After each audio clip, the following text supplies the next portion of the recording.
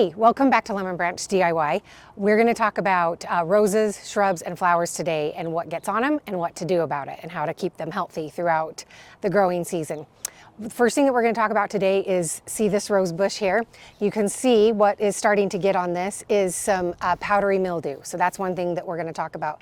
That seems to get on rose bushes, it can get on shrubs, it can get on like your zucchini plants, things like that. You can see where it's like white powdery substance. This one's just starting, it's not too bad yet. So I want to talk about what we're going to do about it today. The other thing that gets on your roses, and then also sometimes on some of your other shrubs, especially perennials, evergreen shrubs. I'll show you over here our laurel bush as well. It gets on the laurel bush. You can see some of the powdery mildew on here where that started up, that white substance.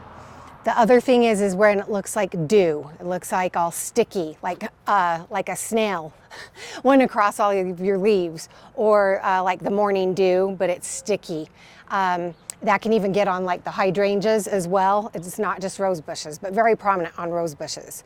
And those are aphids that love to eat the rose bushes. So I'll go show you my other rose bush and we'll talk about exactly what you can do to treat that and keep them growing strong and healthy. All right, this is another thing that I wanted to show you. This is one of my little rose tree bushes. You can see right here on the leaves where the aphids have literally eaten through the leaves. You can see the bugs on here themselves, and this one also has a bit of sticky. The sticky isn't as much pronounced right now, but just starting, and I want to get rid of it as soon as we can to keep these growing healthy. Also, it starts to get over on, I cut most of the dead blooms out over the weekend, but it can start to stick on them as well and cause them to die off more quickly. So what do we do about this? How do we keep them healthy? And especially if you don't want to spray a bunch of insecticides, fungicides all over all of your shrubs and rose bushes, this is a great solution instead. So a couple things to do, just like when I talked about the hydrangeas, you can do neem oil. You can get that off of Amazon, Home Depot, or any of your local gardening stores, and that works really great. There's a bunch of recipes all over the internet for different solutions that you can make, homemade, that are non-toxic, that you can put on shrubs, flowers, rose bushes, even your fruit trees, especially if your fruit hasn't it's not time to harvest it yet, that's safe to put on all of that. So the solution that we're going to talk about today works fabulous. It works on the powdery mildew, and it works on the sticky, the aphids that get on our bushes. So the recipe here we go. So you'll need a sprayer. This is the most convenient way to mix it up. So what you're going to do is you're going to take some aspirin, and these aspirin are the non-coated kind, so they don't have that shiny, smooth coating on them. So they're uncoated, so you need 4 to 5 aspirin. And then you need a can of Coke. And then you need a couple of tablespoons of mouthwash.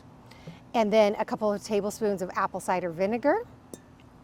And then about a teaspoon or 2 of some dish soap.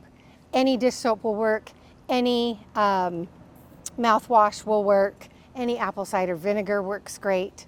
It's just the aspirin that you need to be uncoated. So all you have to do, is the easiest recipe. You put all of the ingredients in your sprayer, you fill it up with water the rest of the way, and you're good to go. And you can spray it on everything. You can spray it not only on the leaves, but also on, even if all of your bushes are flowering, that's okay. It can go all over anything. And because it is not an insecticide or toxic, fungicide per se, it's okay. It can get all over all the bushes and flowers and trees.